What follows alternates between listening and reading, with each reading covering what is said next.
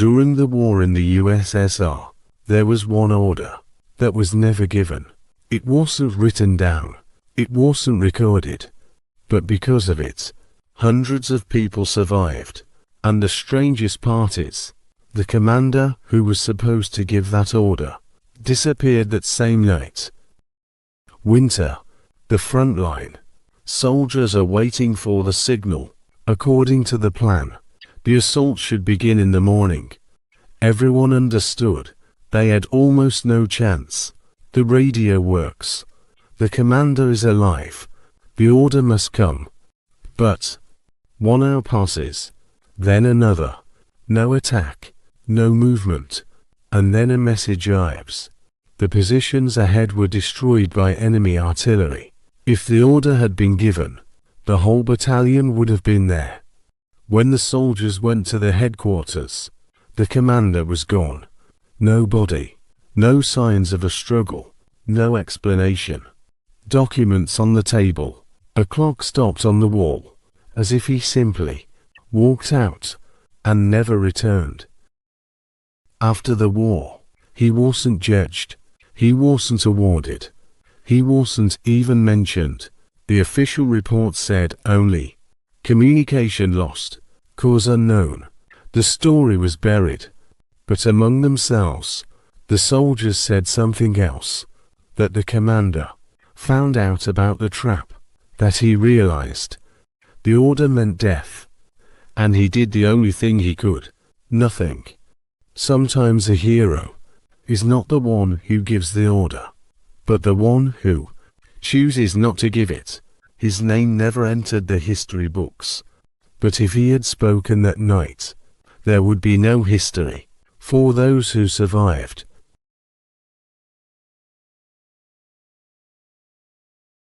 On the front line, soldiers feared many things, but there was one story, one they didn't say out loud, because everyone who spoke about it swore it actually happened.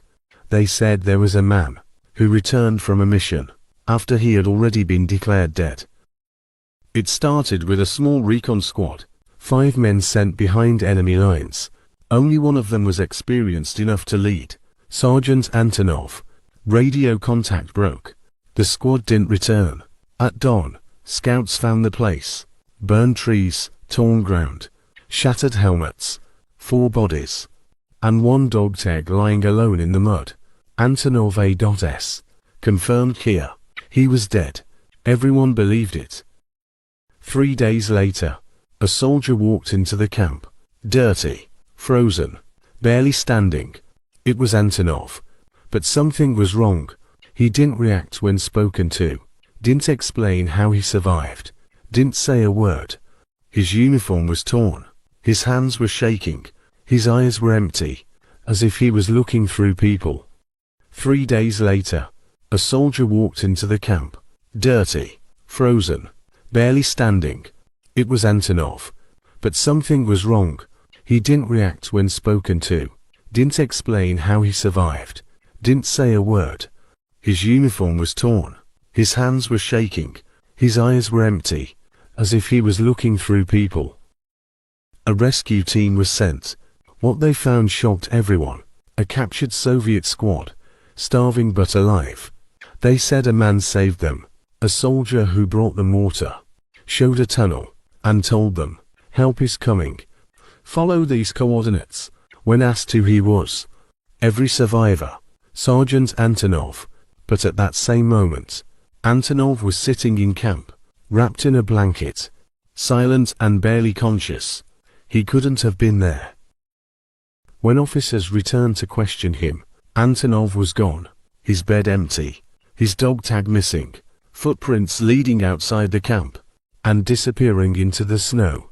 Official report. Left the base. Reason unknown. But the men he saved said something different. He came twice. Once to die, once to save. During World War II, millions of Soviet soldiers disappeared.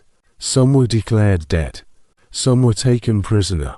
But some were never recorded at all. This is a story about a man whose name does not exist in any archive, but whose actions were remembered for decades. This man was ordinary in every way. He didn't have medals, he didn't have fame, but in the deadliest moments of the war, he did things that no one could forget. He rescued people from collapsing buildings and guided soldiers through deadly traps. They say that sometimes, in the dead of night, his figure appears on the battlefield. No one knows if it's him or just a shadow, but soldiers swear they've seen him guiding the lost, carrying the wounded to safety. Some say he walks silently between the trenches, appearing and disappearing like a ghost. After the war, many tried to find proof of this man. Military archives were opened, lists were checked, reports were compared, but no official record of him was ever found. No name, no photograph, no award. Years later, veterans shared these stories with their children. They didn't call him a hero. They didn't call him a ghost. They simply said, when he was there, people survived. Maybe he was just one man. Maybe he was many. Or maybe he was a symbol created by war itself. But for those who were there, it didn't matter who he really was. What mattered was this. When everything was falling apart, someone came, and people survived. And maybe that is why his name was never written down. They say that during the war, there was a soldier who died twice, and yet, somehow, he managed to send one final letter home, a letter that arrived 20 years after the war. His name was never recorded in reports. He was just another man in a long, endless war. But everyone remembered one thing. He wrote letters every week, to his wife, to his mother, to anyone who would read them. He said writing kept him alive. One night, his unit was sent behind enemy lines. They never returned. A week later, the army reported them as missing. A month later, presumed dead. Everyone accepted it, except for one thing.